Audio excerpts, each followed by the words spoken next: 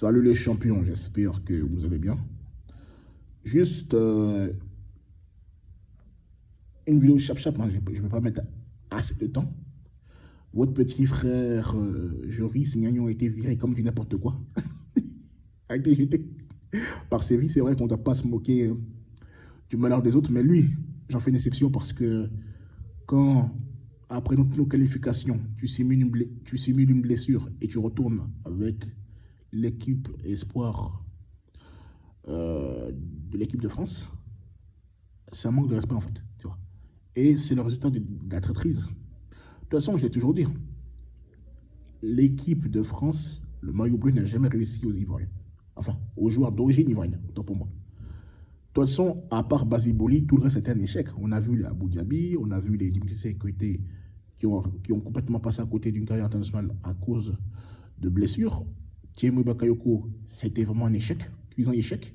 Là, il va de près en près, jamais s'imposer. En tout cas, bientôt, je vais faire une vidéo, Inch'Allah, sur les binationaux refoulés. Je vais tirer à balles réelles. Et vous connaissez, moi, je ne parle pas. Quand je sors, c'est pour cracher du feu. Mais soyez patients.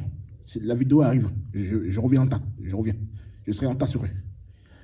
Mais ne vous inquiétez pas. Les bonnes choses prennent souvent du temps. Voilà, on a vu aussi les Yassanago, un gars d'une saison. Il avait fait une bonne saison avec Auxerre et après, il n'a jamais pu s'imposer. Il est passé de poteau en poteau. Aujourd'hui, il est sans club. On a vu Thomas Touré, qu'on a présenté comme un crack alors qu'il n'avait rien fait à Bordeaux.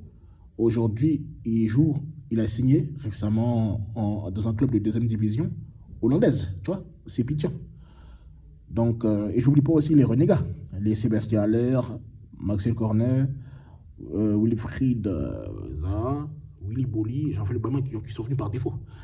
Moi, je ne peux pas, j'attends. Tant qu'ils sont performants, je me tais, je ferme ma bouche. Mais si un jour ils déconnent, ou ils sont moyens, je vais être plus sévère. Parce que quand tu choisis la Côte d'Ivoire par défaut, tu dois subir les courroux, tu dois subir. Parce que la Côte d'Ivoire n'est pas une petite équipe. Et j'ai toujours dit encore, je répète, les sélections africaines ne sont pas la poubelle. Les sélections africaines ne sont pas les poubelles du football français. C'est-à-dire que tous les déchets, les mecs qui n'ont pas le niveau pour l'équipe de France, ils ne doivent pas se rabattre doivent pas se rabattre sur les sélections africaines. Je l'ai toujours dit. Voilà. Si tu ne prends pas... Moi, je dis, je préfère que quelqu'un me dise directement la vérité. Non, je n'ai pas envie de jouer pour la Côte d'Ivoire. Ça ne me dérange pas. J'ai aucun problème. Mais ne venez pas bomber le torse et dire la Côte d'Ivoire ne m'intéresse pas. Et après, tu viens demander pardon. Comme ce lèche-bot, ce forceur de Thierry Bakayoko. Lui-même, il ne se connaît pas. Il fait pitié. De toute façon, il n'a même pas de niveau pour notre sélection. Bref. Voilà. Donc, il ne faut pas bomber le torse et venir après faire le lèche-bot comme Yann Karamo. 2 mois avant les JO, là, il sait qu'il est vrai. Mais je vais m'occuper de prochaine vidéo. Enfin, une des prochaines vidéos que je prépare, Inch'Allah. Je vais tirer à balles réelles. Parce que les renégats, bon, c'est rien. Ils ont déjà porté le maillot. Mais les restes, je ne vais pas être tendre avec eux. Ça, sachez-le. C'est sûr. En tout cas, c'est juste pour vous informer de ce Diba Poto, de cet événement, de ce fait divers. Bon, pas autre chose. Hein. Moi, en tout cas, il a été viré. C'est pas à mon niveau. Ça ne va pas m'empêcher de dormir. En tout cas, c'est juste pour vous entretenir. Voilà. Donc, sur ce, on s'attrape. Ciao, ciao.